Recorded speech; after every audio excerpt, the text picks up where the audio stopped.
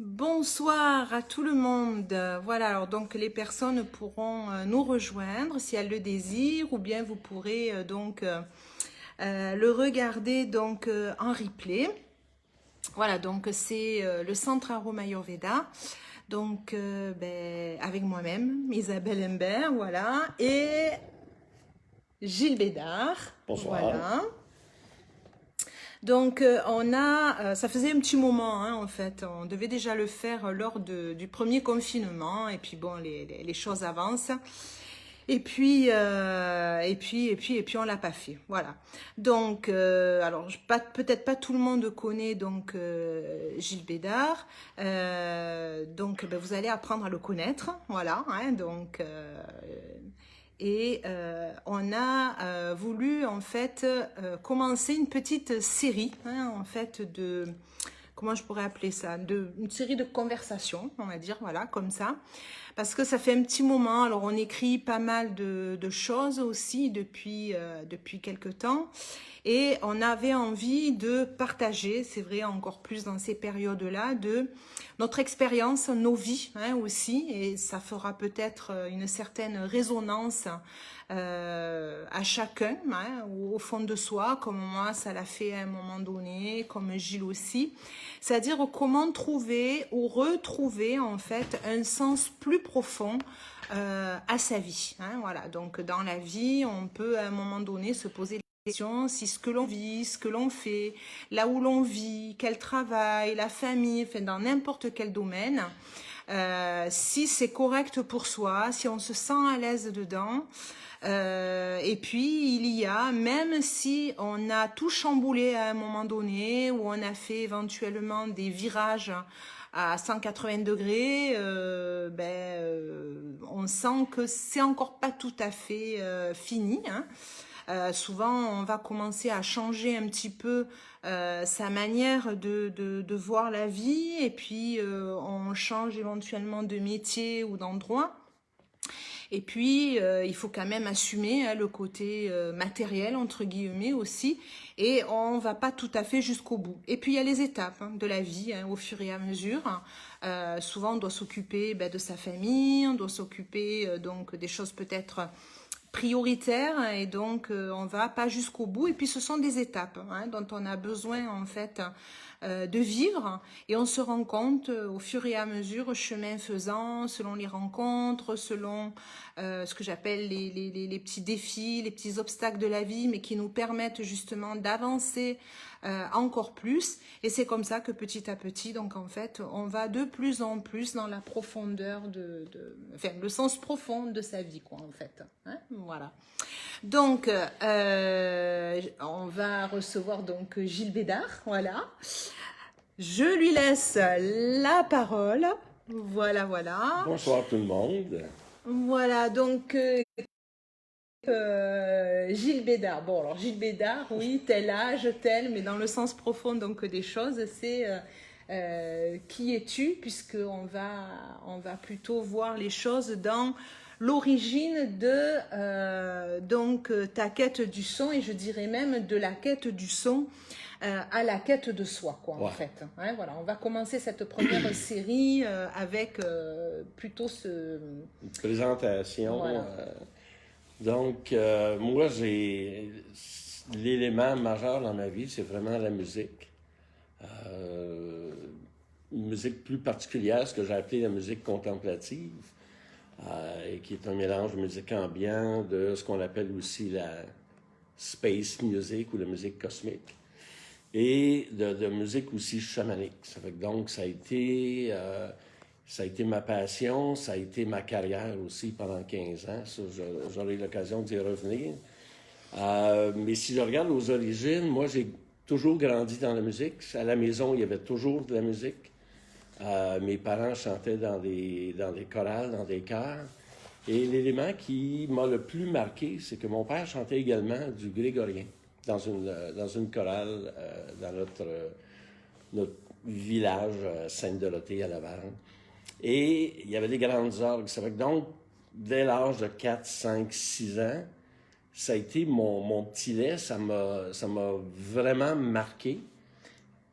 parce que il y avait bon, le chant, il y avait la résonance aussi dans l'Église, il y avait ce côté rituel-là sacré. J'avais aucune notion, à 4, 5, 6 ans, on n'a pas de notion de religion en tant que telle, mais c'était l'espèce de rituel sacré qu'il y avait, mais il y avait aussi les grandes orgues. Puis à l'église où on était, il y avait les grandes orgues étaient quand même assez grandes, assez majestueuses. Fait que donc, ça l'a vécu, ça m'a permis de me mettre en résonance avec le chant de mon père, la chorale, les grandes orgues, le rituel. Puis il y avait toujours cette espèce de question-là. On était à l'église, j'avais vraiment l'impression de ressentir, sans pouvoir l'expliquer, sans pouvoir le nommer ou y toucher. J'avais l'impression qu'il y avait comme une espèce de monde invisible, de monde sacré. Je me souviens aussi, parce que comme j'étais dans le jubé, je n'avais pas besoin d'être assis, d'être à genoux, tout ça. C'est que je pouvais, mon père me laissait voyager dans le jubé. C'était quand même assez grand. C'était le 3e jubé de l'église. Oui, parce que Gilles, en fait, vous l'aurez reconnu quand même par son accent, donc, est montréalais, donc il vient du Québec. Québécois. Voilà, donc quand il parle de Sainte-Dorothée, c'est une petite village, ville, voilà, ville au nord de Montréal, au nord-ouest. Et donc, c'est ça, c'est cette espèce de dimension sacrée. Je me souviens, enfant, lorsque le prêtre montait l'hostie et le calice à l'Eucharistie, puis on me disait que, bon, Jésus descendait dedans. Ça fait que je me souviens d'avoir, à un moment donné, regardé, parce que je me suis dit, s'il descend vraiment, je vais le voir. Je vais le voir passer. Je ne le voyais pas. Mais ça m'a toujours marqué toute cette dimension-là du sacré et de la musique.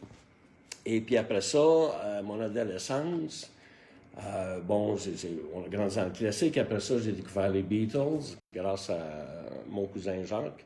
Fait que les Beatles, tout ce qui était musique rock à l'époque. Et ce qui me fascinait par rapport à d'autres amis qui écoutaient beaucoup plus la chanson francophone ou française, c'était le son. Il y avait un son, une sonorité qui était nouvelle, qui m'attirait énormément.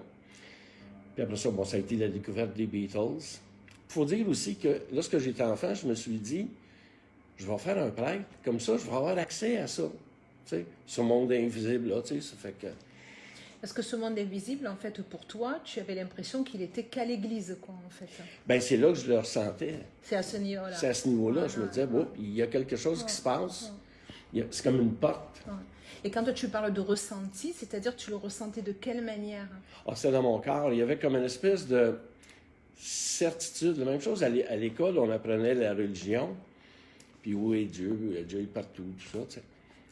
Puis il y avait, quand on nous parlait des mystères, puis on nous disait, on ne saura jamais quels sont les mystères de l'univers. Mais il y avait quelque chose, une petite voix en moi qui me disait, non, un jour, je vais le savoir. Puis, ça nous amènera tantôt, on en parlera, mais à l'expérience de mort imminente. Mais c'est ça, donc ça a été cette musique-là, puis très tôt, ça m'envahissait, ça m'appelait, il y avait quelque chose qui me fascinait, qui m'interpellait là-dedans.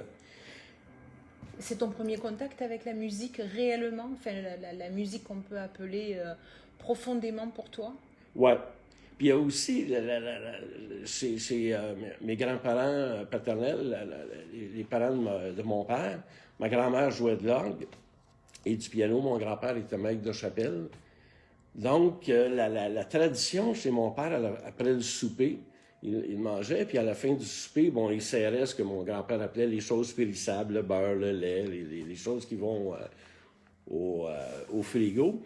Puis après ça, il s'installait pour 1 heure alentour du piano, et ça chantait. Et chacun avait ses partitions, ses voix.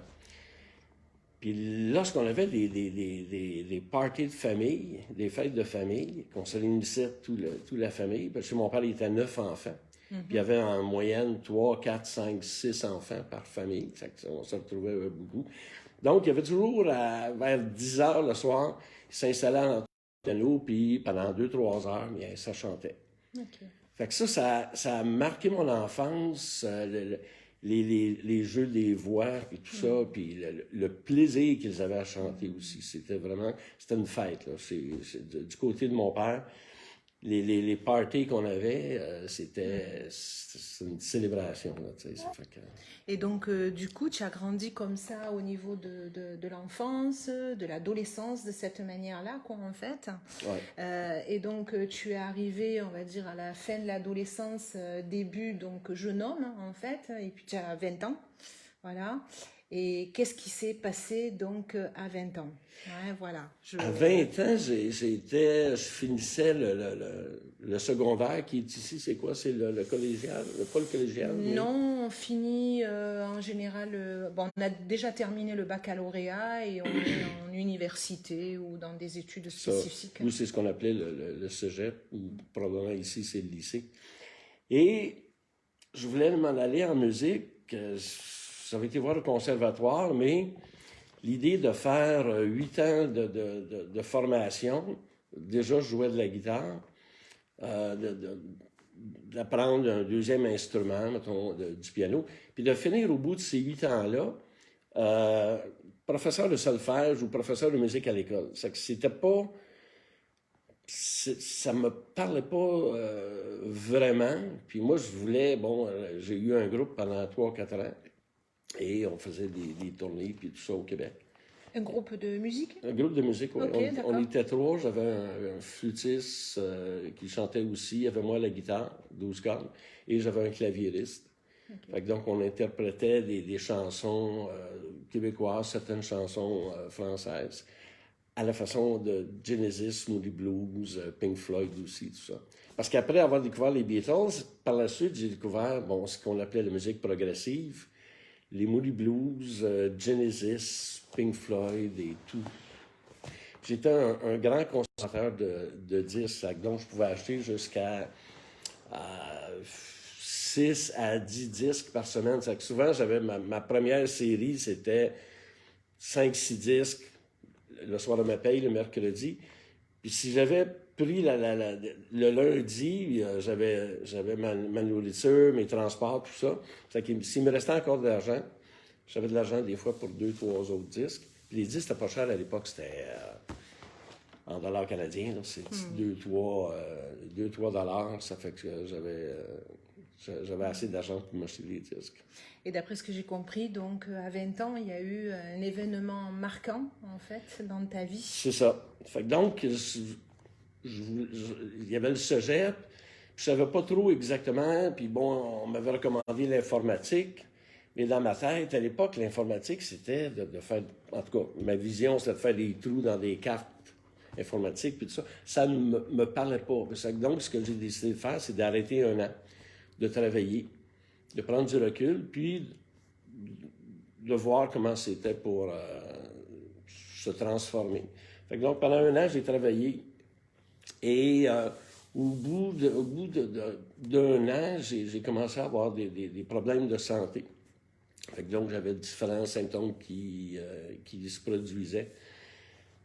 Je suis allé voir le médecin, je ne savais pas trop. À un moment donné, puis j'avais commencé aussi des maux de ventre, des diarrhées, puis tout ça. Ça fait que on m'envoyait à l'urgence. Puis c'était le 6 juillet 1973. Et donc, on a fait des tests, puis c'était pas concluant. C'est qu'on a décidé de me garder. Puis de aller en chambre, puis pour que le lundi, une équipe médicale entreprenne des tests plus profonds. Et donc, ça a été pendant 3 semaines. Puis pendant ces 3 semaines-là, j'ai perdu du poids. J'ai perdu presque... Je suis parti de 64 kilos à 30 kilos.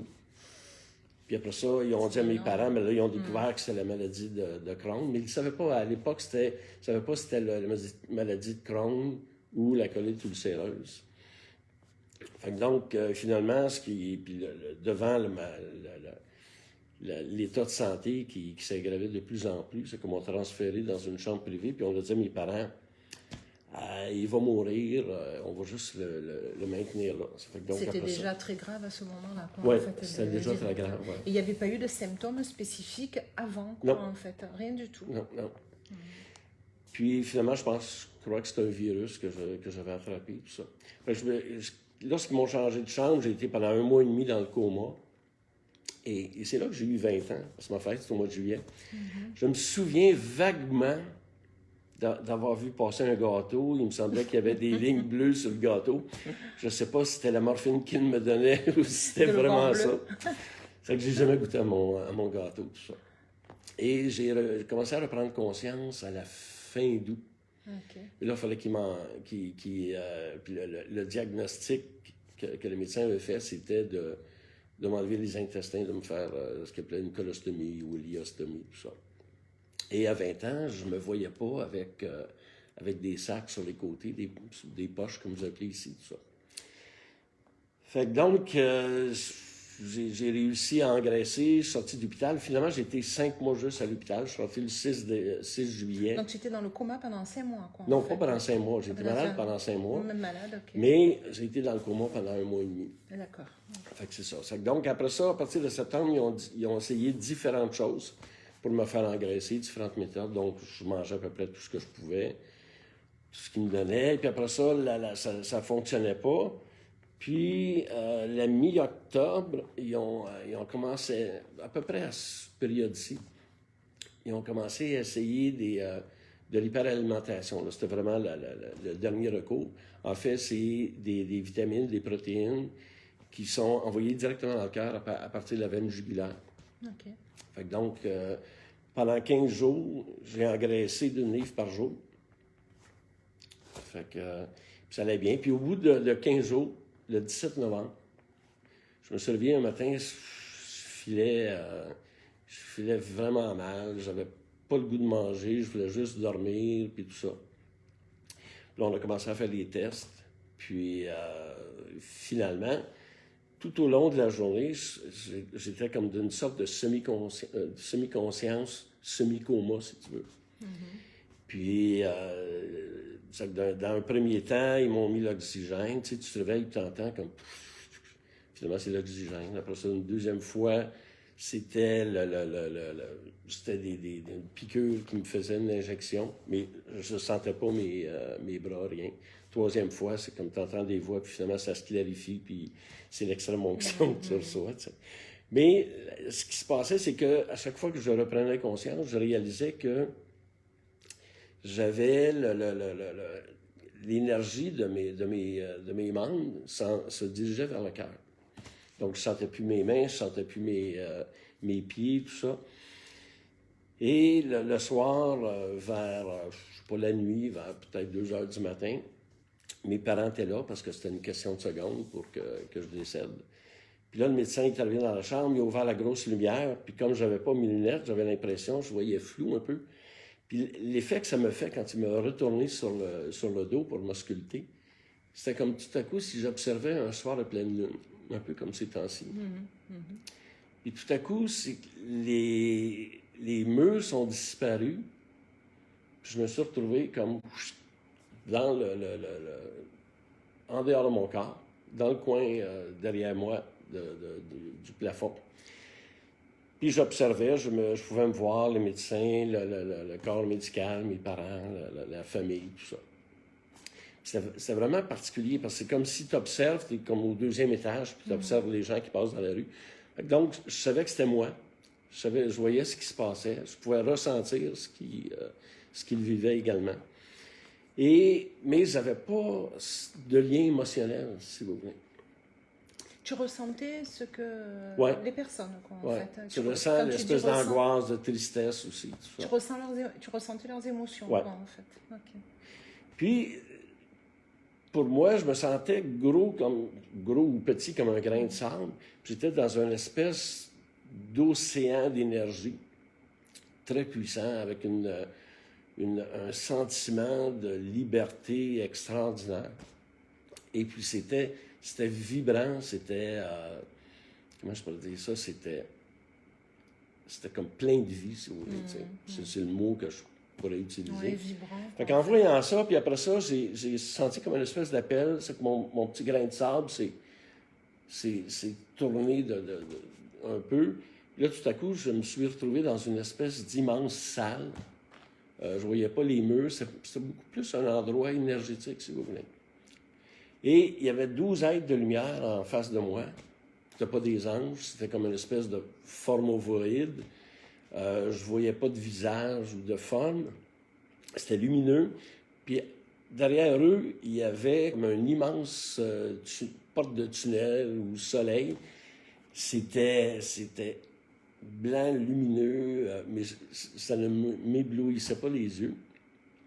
Et puis ce qui me fascinait, c'était que je sentais qu'il y avait de la vie, qu'il y avait de la conscience là-dedans. Mais pas pas une conscience comme la nôtre. Ça me faisait penser un peu, l'analogie, c'est le film La Porte des Étoiles ou Stargate. Ok. C'est un peu ça, là, tu rentres dedans. Ok. Quand tu parles de conscience, pour toi, qu'est-ce que tu entends comme conscience? Mais la conscience aujourd'hui, c'est différent de la conscience où tu es conscient de ton environnement, tu es conscient de tes sentiments, de ce qui se vit en toi. Puis tu as la conscience qui est l'énergie pure, que certains peuvent appeler Dieu. Moi, j'ai tendance à l'appeler, comme les bouddhistes, le void, parce que c'est comme la matrice de l'univers. Okay. C'est la source de toute la créativité. Fait que c'est un peu ça. Donc, quand les gens disent, bon, la pleine conscience, tu es pleinement conscience de ton environnement, mais en même temps, est-ce que tu es conscient de cette autre conscience-là? Donc, en fait, tu te sentais comme si tu étais dans la créativité pure, quoi, en fait. Je peux pas le dire que c'était une créativité pure, parce qu'à ce moment-là, je ne le savais pas. Puis là, tout à coup, dans ma tête, c'est comme, qu'est-ce qui se passe? T'sais? Puis là, tout d'un coup, il y en a un, celui qui était central, où ça me semblait ça, qui me dit, tu meurs pas, tu as des choses à faire sur la Terre, tu vas retourner. Là, j'ai fait comme, ah oui. C'est comme, c'est quoi? T'sais? Puis là, il me dit, quand ça sera le temps, tu le sauras. C'est un peu plus insistant. Là, je fais comme, voyons donc, là, tu sais, c'est comme... Comme on dirait au Québec, niaise-moi donc. Ouais. Ça fait que... Tu vas me le dire, là, maintenant? Tu sais, c'est comme, tu sais, des guédines. Des guédines, ouais. Puis, tout à coup, c'est comme, toute cette imagerie-là est disparue. Puis encore, dans cette variation vers la droite, tout à coup, il y a eu comme une espèce d'hublot vers lequel je me suis avancé. C'était pas un tunnel. Tu n'as pas été happé? J'ai jamais j'ai jamais vu de tunnel. Puis d'ailleurs, pour avoir, on pourra y revenir dans les prochaines conversations, parce que j'ai travaillé 15 ans aussi auprès des gens qui ont vécu des expériences de mort imminente.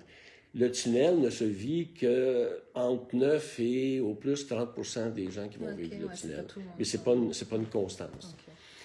Mais tout à coup, je me suis retrouvé dans un son, une espèce de souffle de l'univers qui était à la fois serein, harmonieux, mais d'une immense puissance. Puis c'était comme... Et puis au départ, c'était à l'extérieur de moi, puis tranquillement, c'est devenu à l'intérieur de moi. Puis à ce moment-là, j'ai entendu « be the sound », soit le son, devient le son. Et puis, à cet instant précis, c'est comme si je connaissais les réponses à toutes les questions que j'aurais pu me poser sur l'univers et tout ça. Et ça reste pas. C'est comme tout à coup, je me suis retrouvé dans mon corps. Quand tu reviens dans ton corps, le corps est froid. Pas glacé, mais c'est froid. Et tu rentres dans ton corps, c'est comme si tu as lavé tes jeans. Puis tu les mets, puis ils sont pas tout à fait sèches. Tu sais, c'est comme si ils ont rétréci un petit peu. Je me suis ouvert les yeux, j'ai vu ma mère qui était là. Puis après ça, je voyais pas mon père, puis j'ai demandé, où est-ce qu'il est Pat, tu sais? Puis là, il était assis, somnolent à côté, en arrière, sur ma gauche. Il s'est levé, puis il m'a pris la main. C'est comme s'il m'a envoyé, tu vois, je le dis, puis je suis encore ému. Tu es encore ému, ouais. C'est comme s'il m'envoyait tout son amour, toute son énergie. Et ça a été comme un choc puissant. Je me suis endormi. Je me suis réveillé quelques heures plus tard. Il faut dire que cette nuit-là aussi, quand je me suis réveillé, je faisais 30 de pression. 105 Fahrenheit de température. Très faible, quoi. C'est ouais, tu sais. Fait que C'est clair, quoi. puis c'est ça. Ça fait que donc, le lendemain, je me suis réveillé vers les 9h, 10h, j'ai déjeuné. Puis c'est comme si de rien ne s'était passé. J'étais toujours malade, mais j'avais pas conscience de ma NDE. D'accord. Fait que donc, puis je suis sorti, ça c'était le 17 novembre, je suis sorti quelques temps après, parce que ce qui est fascinant, c'est comme, on s'imagine invincible, t'imagines, tu vas écrire, tu marches, donc c'est acquis. Mais je me rappelle, le lendemain soir, je me suis dit, oh, mais tiens, c'est pour la première fois, je vais me lever. Tu sais, j'étais toujours soit en chaise roulante ou j'étais toujours dans mon lit. Puis il y a 2 infirmiers qui sont venus à côté, comme ça. Puis là, je fais comme, non, c'est correct. Puis là, tout d'un coup, je savais me mettre les pieds, puis là, c'est comme, j'avais les jambes comme de la guenille. Ah ouais. C'est que ça a été tout un choc. Ça a pris comme 2-3 semaines avant de pouvoir commencer à marcher vraiment là, comme il faut. Ouais. Okay. Et qu'est-ce qui s'est passé donc après? Donc tu as repris ta santé au fur et à mesure. Je suis sorti de l'hôpital, puis bon, ils m'ont laissé sortir parce que, peut-être par compassion, parce qu'on était à quelques semaines de Noël. Puis je voulais absolument passer Noël chez moi. Mais ils m'avaient gardé une chambre parce qu'ils étaient sûrs que je ne pouvais pas, dans les conditions que j'avais, que je ne pouvais pas survivre en dehors des soins. Parce qu'en fait, tu avais toujours la maladie de Crohn. J'avais toujours la maladie de Crohn, j'avais des diarrhées épouvantables, puis tout ça. Donc, j'ai sorti. Et puis, je me souviens, au bout d'1 mois, j'ai fait comme un rêve, mais tu sais, c'est comme un rêve lucide. Tu sais que tu ne rêves pas. Je me suis réveillé, j'étais comme à l'entrée d'un tunnel, puis j'allais à une vitesse vertigineuse dans ce tunnel-là. Il y avait une lumière au bout du tunnel. Et je savais que si je pénétrais dans la lumière, je mourrais. OK. Fait que... Puis là, c'est comme... Mais intuitivement, c'est comme si je savais qu'il y avait un mot, un code, il fallait que je dise ou il fallait que je trouve pour pouvoir arrêter ça, tu sais. Puis dans ma tête, je me disais, c'est quoi, là, tu sais, c'est comme... Je voyais le fond arriver. Puis là, tout à coup, c'est comme si une voix m'a... Ou, je sais pas si c'est une voix qui m'a suggéré ça, mais j'ai crié « stop ». Là, tout a arrêté, je me suis réveillé, j'étais en sueur, puis tout ça, ça fait que... Et c'est là que j'ai pris conscience que j'avais failli mourir. C'est comme si la conscience de la mort, de mon expérience de mort imminente, devenait tout à coup présente dans mon corps, comme si elle devenait consciente. Après ça, ça a été, puis à l'hôpital, il y avait un infirmier avec qui je parlais régulièrement, tout ça, puis il m'avait parlé du livre « La vie des maîtres » de Belle Spalding. Ça fait que donc, quand ça l'a... je me suis procuré ce livre-là au mois d'avril, à peu près. Et un soir que je suis en train de lire, il était 2h, j'écoutais la radio. Le samedi soir, il y avait une émission qui était dédiée à la musique progressive, puis tout ça. Et puis, vers, je sais pas, 2h du matin, il est arrivé cette musique-là.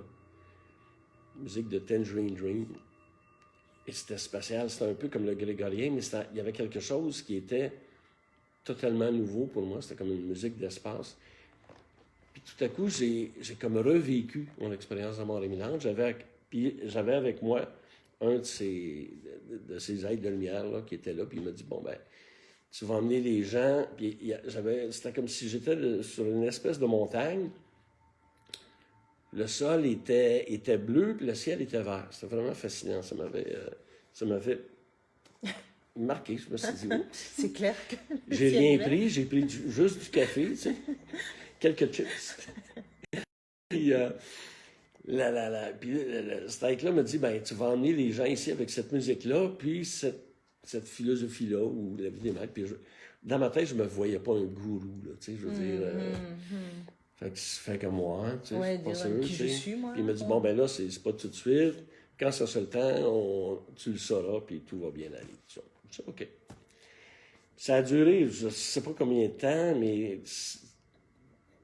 Et par la suite, je me souviens, ça m'a marqué. J'ai essayé, quand j'ai repris mes esprits, de savoir c'était quoi cette pièce-là, parce que l'animateur ne l'avait pas nommé.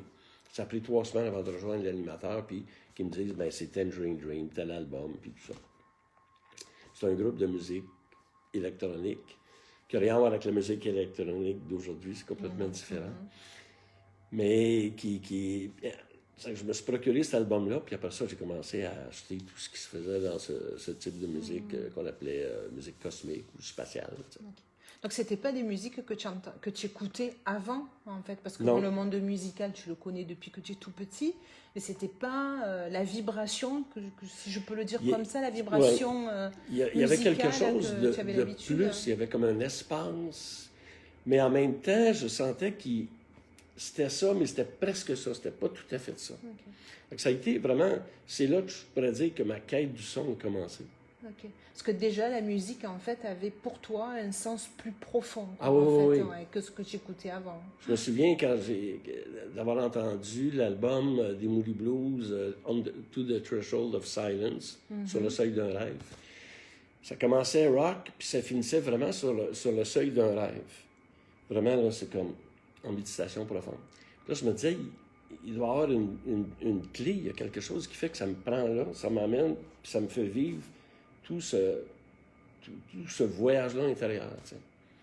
J'ai écouté cet album-là pendant des centaines de fois. Tu sais. Okay. Et à partir de là, donc, tu as commencé en fait à aller dans un sens plus profond du son, alors toujours avec les mêmes musiques ou toujours avec les mêmes musiques, puis bon, je découvrais la musique électronique.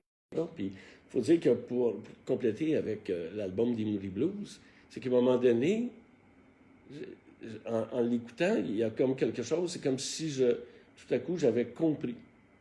Je ne pouvais pas l'intellectualiser, l'écrire, le décrire, mais tout à coup, j'avais compris ce processus-là. Ok.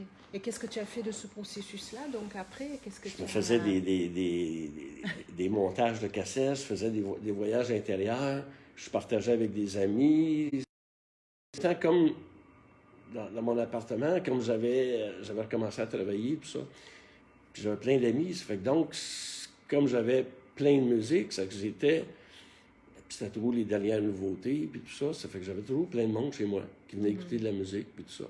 Fait qu'en même temps, j'ai fait beaucoup d'expériences avec le monde parce que le temps il y avait toujours une dizaine de personnes, c'est que ça jasait, puis tout ça, c'est que je pouvais mettre les musiques, puis les mettre plus en sourdine. Puis je pouvais voir l'impact que ces musiques-là, je savais qu'il y avait une différence entre, je sais pas, la musique de Vangelis, de Tangerine Dream, de Cat Stevens ou d'Alice Cooper. Okay. Tu sais, des musiques un peu plus heavy metal.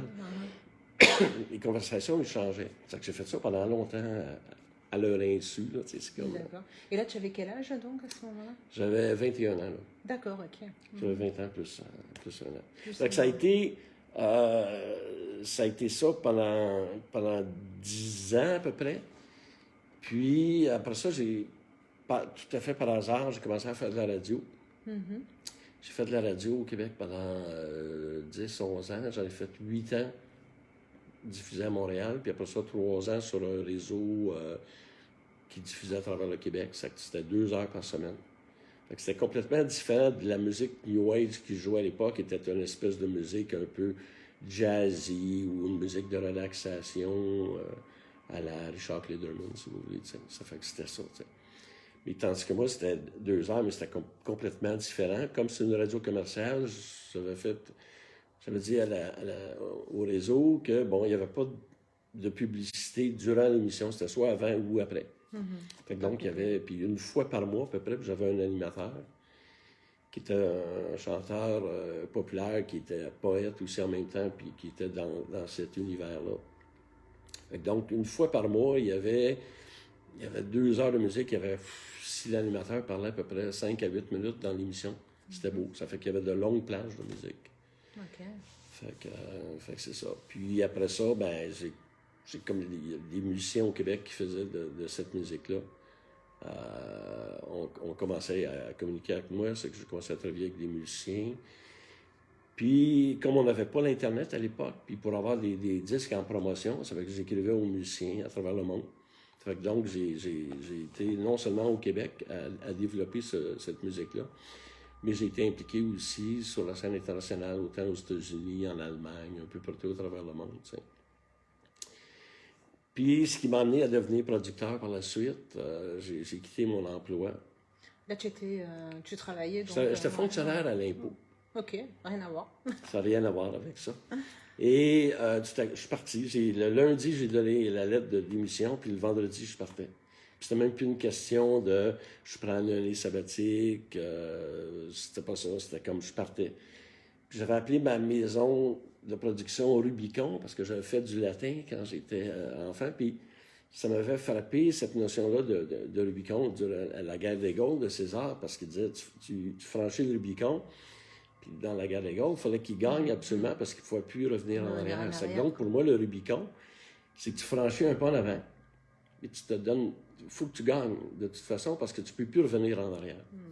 Et tu avais pris la décision parce que tu ne voulais plus la vie en tant que fonctionnaire, ou la musique t'appelait? La musique m'appelait, puis bon, j'avais déjà les émissions de radio, les musiciens, je commençais à être impliqué avec les États-Unis aussi. Puis à un moment donné, j'ai senti qu'il fallait faire le pas. Puis là, tout à coup, en dedans d'un mois, j'ai commencé à être appelé par l'industrie du disque au Québec. Et parce que je pense le CRTC, qui est un organisme de radio-télévision au Québec, au Canada, faisait une définition de musique New Age parce que ça partait de musique un peu alternative. Puis ça allait plus vers le grand public. Bon, il y avait eu Enya, il y avait Lorena McKennitt, donc ça devenait un peu plus au grand public. Ça fait que... Et j'ai commencé à être impliqué par la suite dans l'industrie au Québec, mais en tant que représentant pour la musique New Age, tout ça. J'ai produit des spectacles.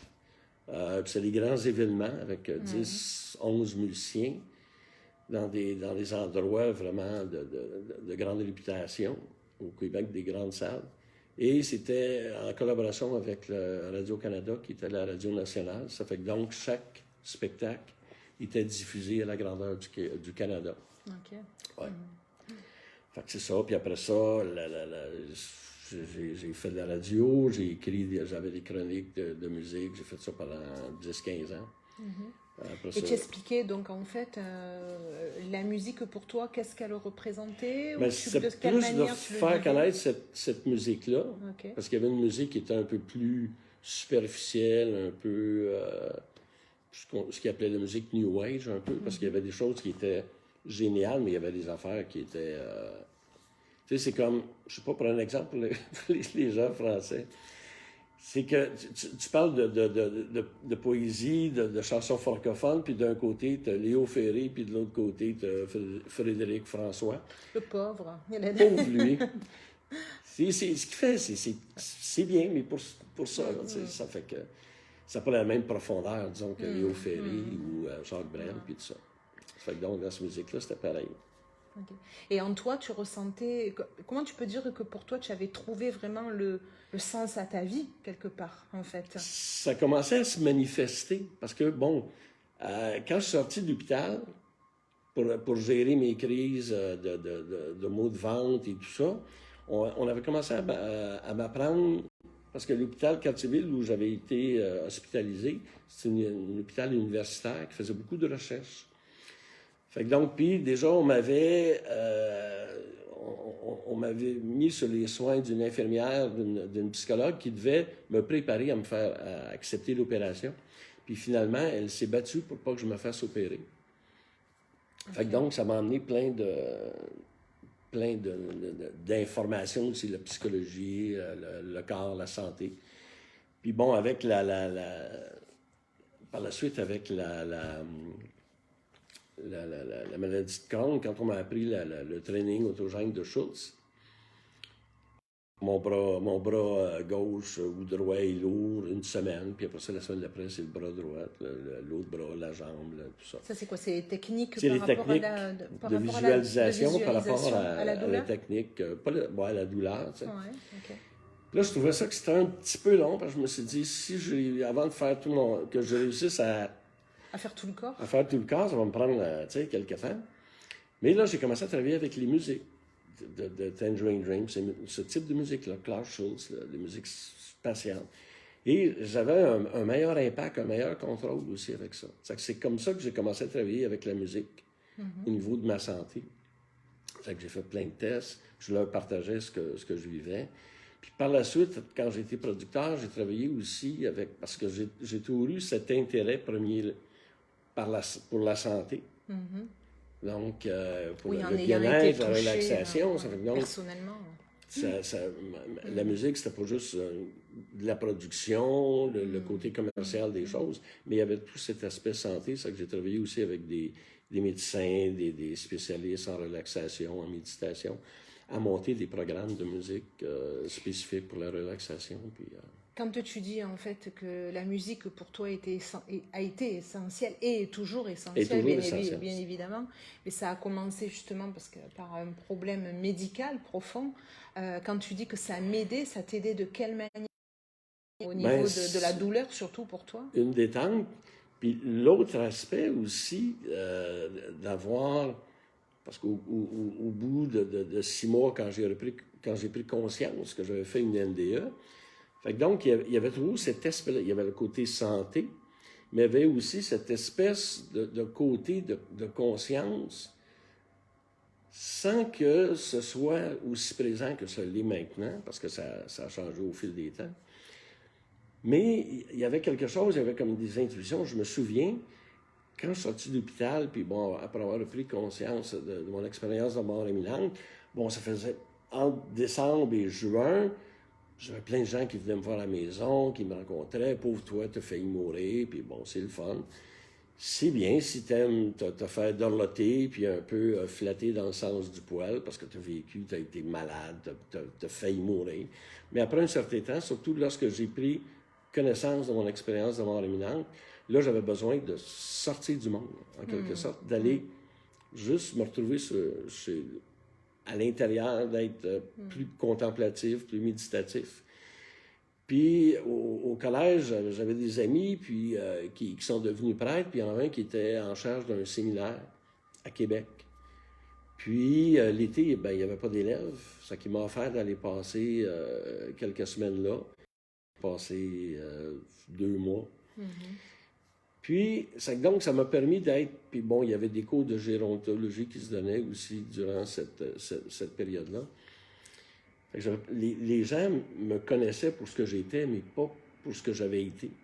Fait que donc, j'avais pas le même contact avec les gens, même si j'avais pas vraiment de contact direct avec ces gens-là. Je vivais plutôt la nuit. J'ai toujours vécu la nuit aussi un peu. C'est la première qui peut en parler. Puis, j'avais l'impression, quand je marchais sur le campus, d'être entouré d'une espèce de sphère de lumière qui était vraiment avec une énergie forte, puis d'être suivi par 3 personnes, trois êtres de lumière ou 3 entités. Là. Le nom n'a pas d'importance comme tel. Puis c'était vraiment fascinant. Et au fond de moi, c'est comme si je savais que si je pouvais traverser la rue, je ne me ferais jamais écraser.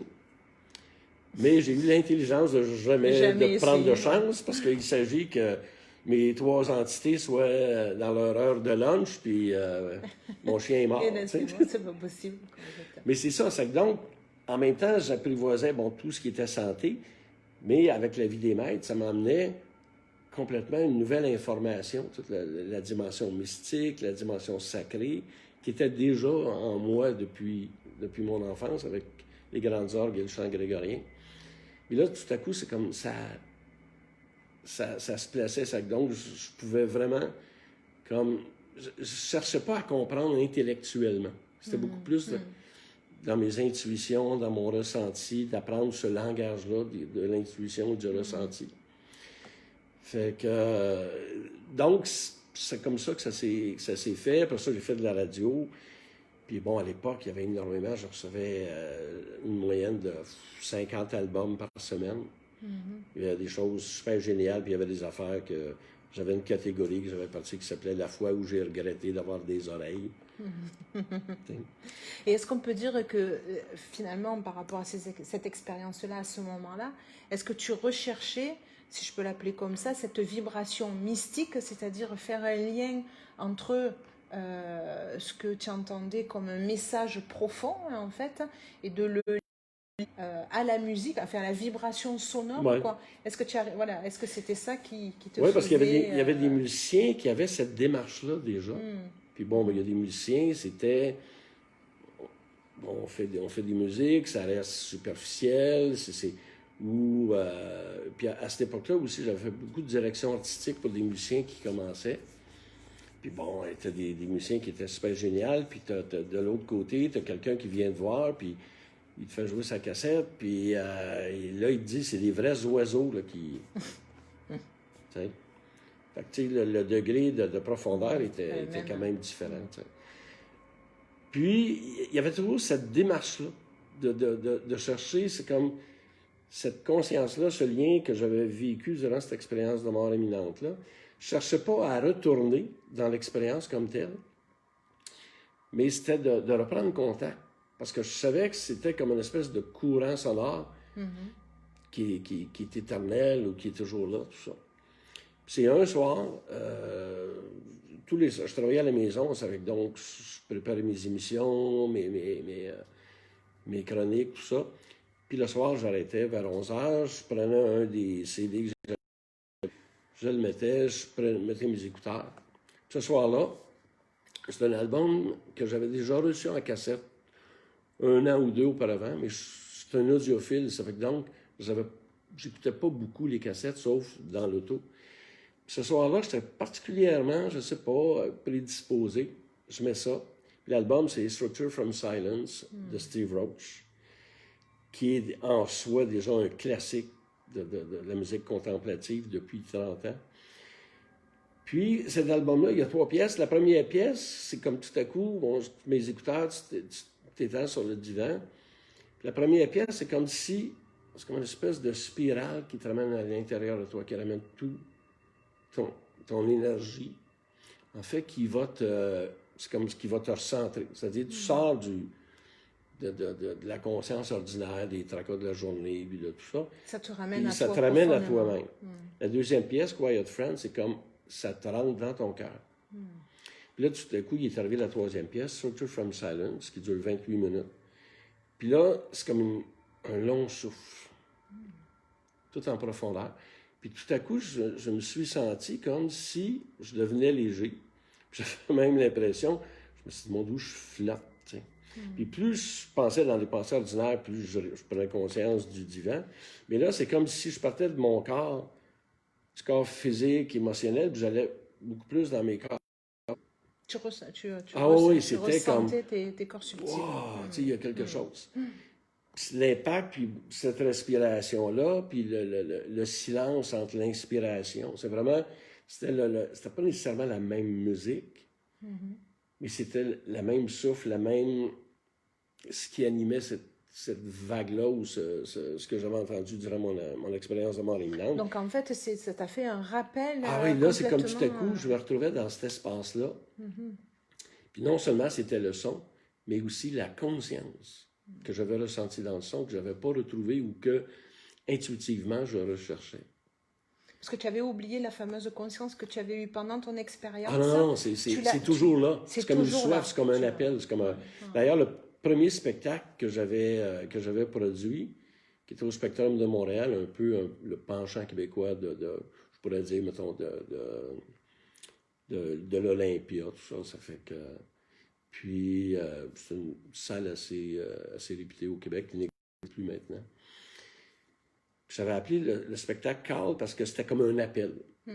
Ça fait que... Et là, tout à coup, c'est comme cet appel-là, c'est comme il revenait. OK. À la même dimension, la même dimension, la même force, la même profondeur. C'était comme... Puis l'impact a duré pendant plusieurs jours par la suite. OK. Puis, c'était comme... Ça m'avait vraiment marqué, vraiment... Comme, tout à coup, là, c'est comme... Je reprenais conscience, non pas avec un passé, avec une expérience qui s'était passée 10 ans auparavant, mais avec quelque chose qui se vivait dans le moment présent, qui était toujours conscient, qui était toujours présent. C'était pas un rappel romantique, c'était quelque chose qui existait même à ce moment-là et qui se renouvelait. Parce que dans mon écoute, j'ai toujours travaillé la musique de façon à... Je cherche pas à reproduire de façon affective ce que j'ai vécu d'une première écoute ou en lien avec telle expérience. Quand j'écoute des musiques, même quand j'écoute les Beatles ou même encore aujourd'hui, c'est toujours une expérience renouvelée ou qui se poursuit. Il n'y a pas de lien, de rappel avec le passé. Il peut y avoir des émotions, des ressentis, mais c'est comme, je l'écoute toujours dans le présent. Donc le sens en fait vraiment du son est là, mais à chaque fois, tu vas encore plus en profondeur, Ouais. en fait. Puis à partir de de la musique de Steve Roach, qui j'ai découvert plus tard, j'avais ses coordonnées, puis pendant 5 ans, je me disais, je vais y écrire. J'avais communiqué avec Tangerine Dream. Ma première entrevue à vie en musique, ça avait été avec Vangelis, à l'occasion de son Grammy Award. Mais lui, à tous les fois, c'était comme, c'est pas le temps. Puis, ça s'est fait 5 ans plus tard. C'est là que j'ai découvert que lui aussi avait fait une expérience de Morning-Nantes. Parce que j'y raconte, j'ai dit, mais écoute, cette pièce-là, c'est particulier pour moi. Puis, qui avait vécu l'expérience, lui avait été champion de motocross aux États-Unis pendant toute son adolescence. Puis après ça, il avait été vers la musique.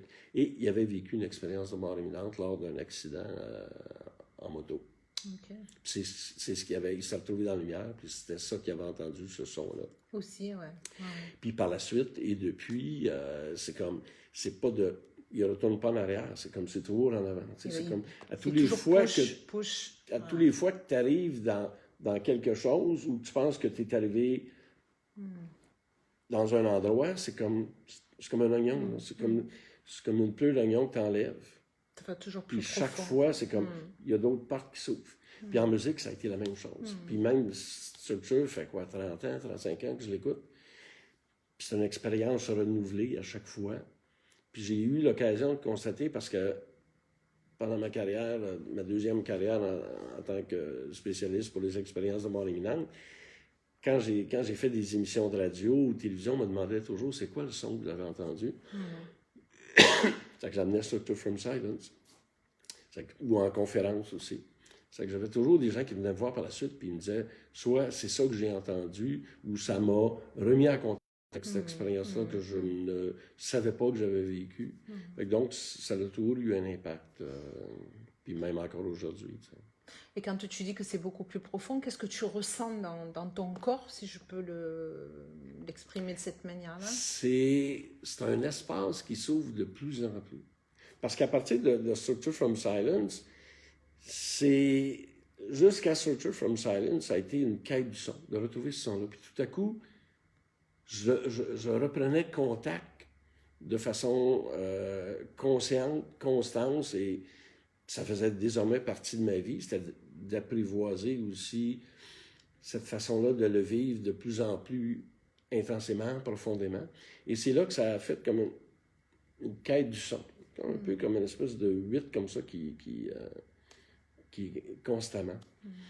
Et à partir de là, j'ai commencé à m'intéresser à la mort parce que pour l'avoir vécu, ensuite j'ai découvert les écrits de Ken Wilber, qui est un des plus importants philosophes contemporains qui a développé son approche intégrale. Puis avec Wilber, c'est que tout à coup, la dimension des traditions mystiques, en particulier le bouddhisme. C'est que j'avais, tout à coup, c'est qu'il me permettait de mettre des mots sur un territoire qui, pour moi, m'était inconnu. C'est comme si tu as une cartographie, je sais pas, de la France, puis bon, ben Paris, c'est là, Marseille, c'est là, Lyon, c'est là, puis l'Espagne, c'est là. Tu as 4 points. Mais comment tu fais pour y aller d'un point à l'autre? C'est que tout à coup, c'est une cartographie qui est de plus en plus précise. Okay. Donc, avec l'approche intégrale aussi qu'il avait développée. Donc, ça me permettait d'aller encore plus en profondeur. Puis, j'utilise beaucoup l'analogie de la montgolfière. Tu sais, je veux dire, c'est comme, bon, tu peux souffler ta balloune, mais si tu n'enlèves pas tes sacs de sable alentour, tu peux dire, hey, wow, j'ai été en montgolfière, mais je me suis jamais parti du terrain. Tu sais. Donc, c'est comment tu enlèves tes sacs de sable. Donc, tous ces... Et Ken Wilber me référait beaucoup à plusieurs autres. Puis bon, j'allais.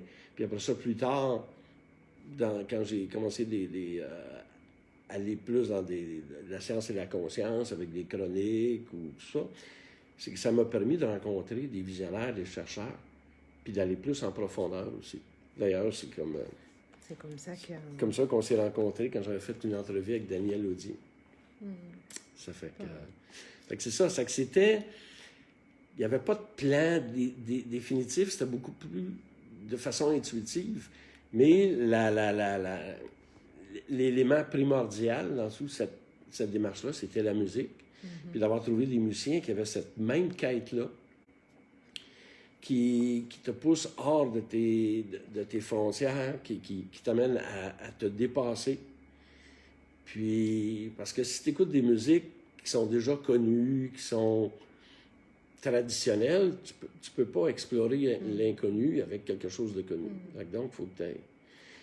Puis, ça fait que donc, puis la plupart des musiciens que j'ai connus à cette époque-là, que ce soit Steve Roach, Robert Rich ou plein d'autres musiciens, depuis ce temps-là, j'ai gardé des contacts, particulièrement aussi avec Steve Roach. On se connaît depuis, je sais pas, 81, dans ce coin-là. Donc c'est vraiment un chemin, et même si après tu as des changements dans ta vie, même si tu as des défis, des obstacles, j'allais dire cette recherche de trouver, si je peux dire, la vibration sonore encore plus profonde, t'amène peut-être aussi énergétiquement à rencontrer au fur et à mesure des nouveaux, alors peut-être pas des nouveaux musiciens parce qu'ils existent depuis très longtemps, mais en tout cas tu les rencontres, les rencontres à ce moment-là, et qui te permettent, je veux dire, à aujourd'hui de continuer un petit peu ce chemin vers quelque chose de plus profond en toi, quoi, en fait. Hein. C'est exact. Puis cette musique-là devient le point d'ancrage. Parce que j'ai pu l'explorer, j'ai pu faire plein d'expériences avec la musique. Puis ça, on va le voir au cours des prochaines semaines. Toute cette partie-là, bon, qui a été ma quête. Mais après ça, quels sont les moyens que j'ai créés, que j'ai développés pour permettre d'aller plus encore dans cette recherche-là, dans ce ressenti-là. Puis, bon, la NDE, c'est un potentiel. Ça ne veut pas dire que tu as fait une expérience de mort imminente, que tout à coup, tu es un illuminé. Tu peux être un illuminé, là. Il y en a plusieurs. Mais d'avoir une démarche authentique, qui est constante, qui n'est pas toujours facile, parce que ça m'a amené à travailler avec différentes méthodes et aller chercher, bon, comme Voice Dialogue, tous les sous-personnalités, comment travailler avec ces sous-personnalités-là, comment développer. Puis c'est quand j'ai commencé à faire des ateliers aussi avec les gens qui ont vécu des expériences de mort imminente. Puis ce qu'on fait aussi ensemble depuis 7 ans, puis qu'on développe de plus en plus, on le voit. Puis dans les nouveaux forfaits, les nouveaux soins qu'on développe, on est en mesure de dire il y a un impact, il y a une porte qui s'ouvre. Bon, c'est pas magique, c'est important de savoir que c'est pas parce que tu mets telle musique que tu vas être guéri, que tu vas flotter sur l'eau, puis tu vas marcher sur l'eau. Il y a une démarche, il faut que la personne avec qui on travaille, il faut qu'il y ait une intention particulière et une motivation aussi. Parce que les soins qu'on fait, on peut donner le meilleur soin, mais si la personne ne s'implique pas, c'est sûr que ça va amener des face-à-face, de te voir au-delà de tes masques, de tes peurs, de prendre conscience de tes croyances, puis du monde que tu te fais raconter tout à coup, au lieu d'aller dans l'idéologie, dans les croyances, puis les belles pensées, fais l'expérience. Donc, tant que tu ne fais pas l'expérience,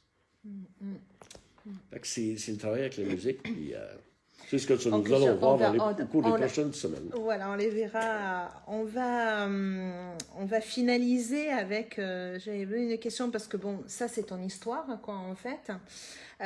Beaucoup de personnes disent souvent, oui, mais bon, en toi, tu sentais qu'il y avait quelque chose, ou il y a eu un événement, que je disais tout au début, marquant. Ouais, ça peut être une grosse maladie, une grosse opération, un accident, enfin, un gros choc qui fait qu'à un moment donné, on voit plus la vie de la même manière, quoi, en fait. C'est pas toujours le cas. Il y a des Non. gens souvent qui se trouvent mal à l'aise dans leur vie, quoi, en fait, mais ne savent pas comment ils vont s'y prendre, quoi, en fait. Aussi, comme je disais, tu te retrouves dans une situation où, ben oui, il faut amener tout le côté matériel pour continuer à vivre, Ouais.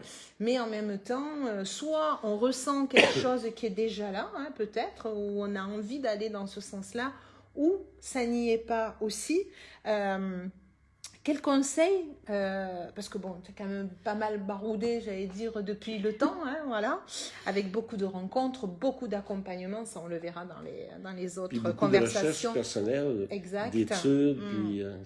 Quel conseil tu pourrais donner à une personne si elle n'a pas un axe spécial à aujourd'hui? Quel comportement elle peut avoir ou comment tu peux l'aider déjà là dans sa première réflexion, quoi, en fait? Mais je pense qu'il faut qu'il y ait une démarche, faut prendre conscience de l'état dans lequel on est. Si on ne prend pas conscience que ça va pas, que ça va...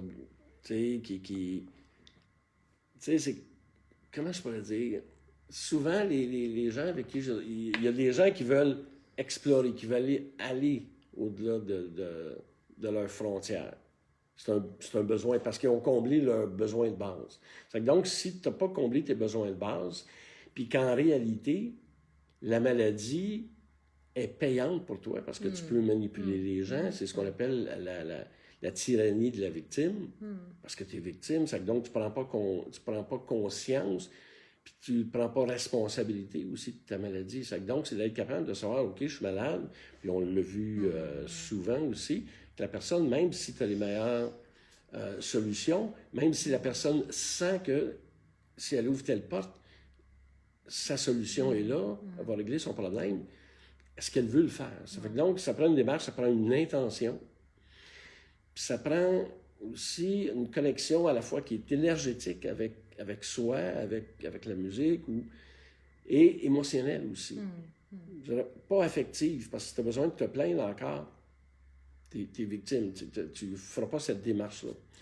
Mais même si on peut, à n'importe quand, on peut se lever, parce que cette condition-là qu'on dit sublime, lumineuse, elle est déjà en nous. Toutes les personnes, non. C'est là. Donc, ça me fait penser, il y a quelques jours, la semaine dernière, je pense, il y avait une photo, je la mettrai en suivi en bas du vidéo. C'est quelqu'un, c'est une sculpture, tu as la personne, puis elle est en train d'enlever le surplus. Parce qu'en réalité, dans la sculpture, tu as deux choses. C'est que tu vois comme une grosse motte d'argile, un gros, tu sais, puis tu sais pas qu'est-ce qu'il y a. Ou tu vois déjà la pièce qui est déjà complétée, le visage ou le corps ou tout ça, puis que tu enlèves uniquement le surplus. C'est beaucoup plus facile. Ça dépend la façon que tu approches. Ouais. C'est le même travail. Donc, c'est ça. Mais la grande majorité du temps, puis ça, on est quand même de le constater, chacun de notre côté, puis ensemble, c'est que les gens vont changer lorsque leur vie est menacée. Tu sais, il faut qu'il y ait un divorce, une maladie grave, ou quand c'est comme... Tu n'as plus rien à perdre. Tu n'as plus rien à perdre. Ouais. Puis là, tu es rendu que même tu ne peux plus négocier avec Dieu, parce que... Tu sais, fait que c'est ça. Ça fait que donc, c'est un peu les 5 étapes de la mort d'Elisabeth Kubler-Ross. On y reviendra. Puis je rappelle que si vous avez des questions, quelques questions que ce soit, vous pouvez les inscrire ou nous écrire au centre. Puis j'indiquerai aussi mon courriel. Fait que si les gens veulent partager ce qu'ils ont vécu ou des questions sur la musique ou plus tard ce qu'on va jaser. le but de notre travail, puis c'est ce qu'on fait maintenant, c'est d'engager une conversation avec les gens. T'sais? Parce que oui, c'est un chemin qui demande du courage. C'est pas un chemin facile. Ça demande beaucoup de... Parce que c'est comme tu casses des liens avec toi, avec les... Puis bon, c'est sûr que ta relation avec les gens va se transformer, tout ça. Mais je te remercie, Voilà. Gilles. Voilà. Bienvenue. Donc c'était notre première soirée donc de partage. Donc on va continuer, mais il fallait commencer déjà par les bases, hein, voilà. Donc commencer déjà par les, j'allais dire les bases de la vie donc de Gilles, et vous comprendrez petit à petit après, au fur et à mesure donc des conversations, le pourquoi. Hein. Moi j'aime bien en fait quand on est intéressé par un certain chemin, et je le vois souvent quand je veux suivre une philosophie ou suivre une science. J'aime bien en fait connaître les bases pour savoir d'où on vient en fait. Parce que ça donne une information, déjà à la base, moi j'ai un petit esprit un petit peu scientifique quand même, donc de savoir en fait si c'est sérieux, par où la personne éventuellement elle est passée, son histoire aussi, hein, parce qu'après on comprend beaucoup mieux éventuellement tel ou tel chemin que l'on peut prendre dans la vie, quoi, en fait. Ça permet de savoir où on va aussi. Et ça aide aussi également quand certains chemins s'ouvrent, en fait, de savoir est-ce qu'on emprunte celui-là, est-ce qu'on emprunte plutôt un autre, voilà. Donc c'est un début, hein, voilà, puisque c'est un peu le but de ce que l'on veut faire vivre au centre Aroma Ayurveda, hein, voilà, donc d'accompagner de plus en plus les personnes dans leur transformation de vie, hein, et Dieu sait, déjà nous-mêmes, hein, on en reparlera aussi au fur et à mesure, chacun de nous, quoi, voilà. On est déjà des exemples, voilà, déjà personnels, mais on en rencontre beaucoup d'autres, hein, dans la vie, qui nous enrichissent, hein, aussi également, voilà. Et en même temps, c'est un bon temps de commencer. Demain, c'est la fête des morts. Et en plus, puis la mort, c'est aujourd'hui. Non, aujourd'hui, c'est la Toussaint. Oui, c'est la Toussaint, et demain c'est la fête des morts. Donc, on lâche le passé, mais on se sert aussi, en fait, des essentiels, comme je dis, pour pouvoir justement aller de l'avant et dans la création quand on aura lâché un petit peu nos anciens bagages. Donc n'hésitez pas, si vous avez des petites questions, vous pouvez les inscrire là au-dessous parce que je vais partager donc la vidéo pour des personnes qui auront envie de le regarder en replay. N'hésitez pas à partager aussi, hein. Souvent on entend un mot, une phrase qui va aider. Comme j'ai dit hier dans mon live donc de l'astrologie, ce sont des périodes en ce moment qui sont très difficiles. Une personne souffrante ou qui ne sait plus où elle va, qui se pose beaucoup de questions, on ne reste pas tout seul, ok? Parce qu'à un moment donné de la vie, ça a été très douloureux, on a failli, oui, hop, passer la barre de l'autre côté, et à ce moment-là, on a pu avoir des aides, et donc on n'oubliera jamais. Donc à aujourd'hui, c'est aussi l'aide aux personnes qui en ont besoin, justement pour trouver ou retrouver un nouveau sens à sa vie, parce que c'est pas qu'une fois, jusqu'à son dernier souffle, et même comme je dis dans l'infini, ça continue. Donc vous pouvez écrire nos questions, ou vous les écrivez aussi en message privé, hein, il n'y a aucun problème aussi, ou les adresses email, vous les avez aussi sur notre site internet. Sur la page, la page du centre aussi, sur la YouTube. Page du centre de YouTube, puisqu'on va faire passer aussi nos vidéos. On a déjà commencé, hein, avec l'astrologie védique, mais le Yotish donc, mais on va continuer donc à envoyer aussi les vidéos donc sur YouTube. YouTube, nous, c'est Centre Aroma Ayurveda pour pouvoir le retrouver, quoi, en fait. Hein, on va le faire passer donc de cette manière-là, quoi, voilà. Écoutez, on vous souhaite une très belle soirée, et puis on se retrouve puisqu'on a décidé de faire ça donc tous les dimanches soirs, voilà. Donc on va continuer avec Gilles, hein, voilà aussi. Donc dimanche soir à 19h, et n'hésitez pas surtout à poser des questions. On se fera un plaisir de vous y répondre. Voilà.